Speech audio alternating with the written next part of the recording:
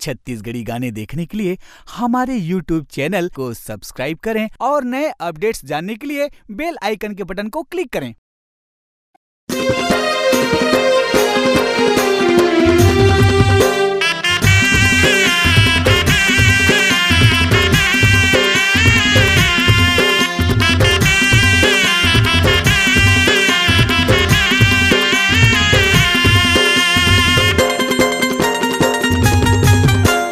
भर दऊँ का भर दऊँ का मांगे में सिंदूर तोर भर दऊँ का मांगे में सिंदूर तोर भर दऊँ का। भर देते भर दिया भर देते भर दिया मांगे में सिंदूर मोर भर दिया मांगे में सिंदूर मोर भर दिया। हाथे में चूड़ी खन खनकही पावे में पैरी छम छम छमकही हाथे में चूड़ी खन खनकही पावे में पैरी छम छम छमकही अंग अंग में गहना तोर जड़ दऊँ का मांगे में सिंदूर मोर भर दिया।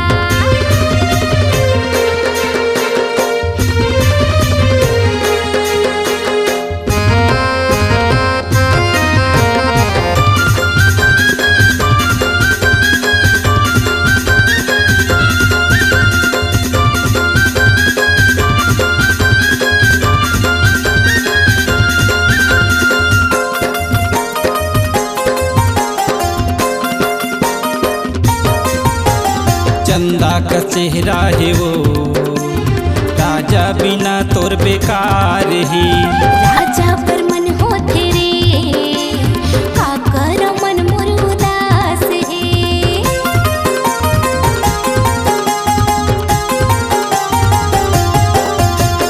चंदा का चेहरा है वो राजा बिना तोर बेकार ही हाँ राजा पर मन हो तेरे का मन मोर उदास है।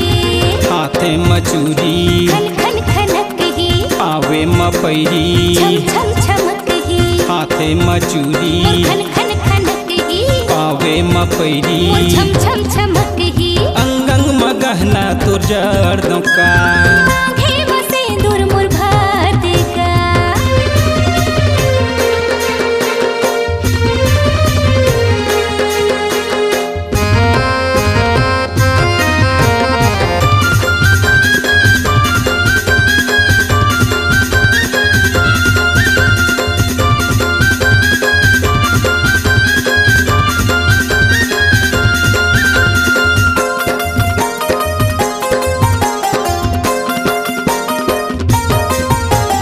कहते त रख लेते वो मन के मंदिर माँ दीवानी सुनते त कह देते वे अपन में मन की कहानी।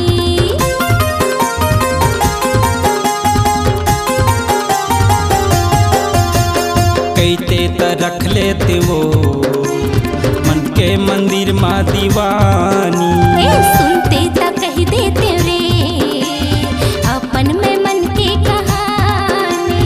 हाथे में चूड़ी खन खनकही पावे में पैरी छम छम छमकही हाथे में चूड़ी खन खनकही पावे में पैरी छम छम छमकही अंग अंग में गहना तोर जड़ दऊँ का मांगे में सिंदूर मोर भर देना।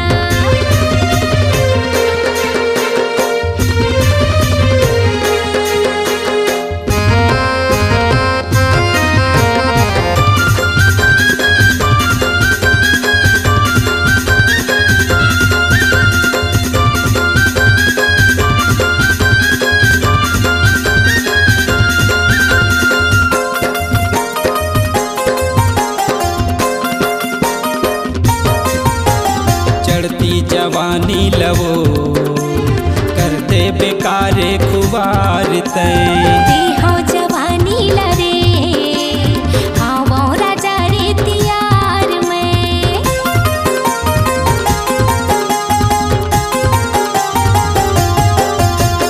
चढ़ती जवानी लवो कर दे बेकारे खुबार देहो जवानी लरे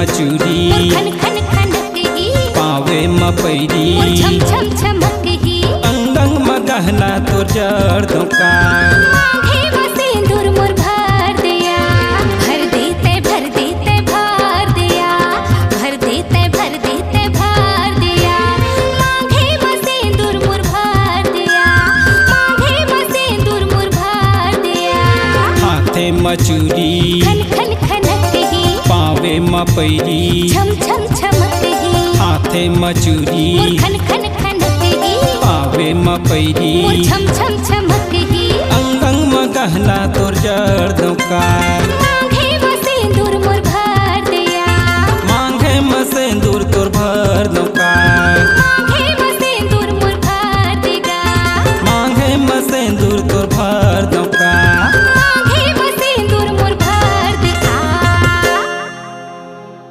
आपकी आवाज ही आपकी पहचान है। यदि आप अपनी आवाज को एक नया आयाम देना चाहते हैं तो चले आइए मल्टी ट्रैक डिजिटल रिकॉर्डिंग के लिए AVM audio video studio Khamtarai Raipur. Mobile number 9301523929 और 7869646201।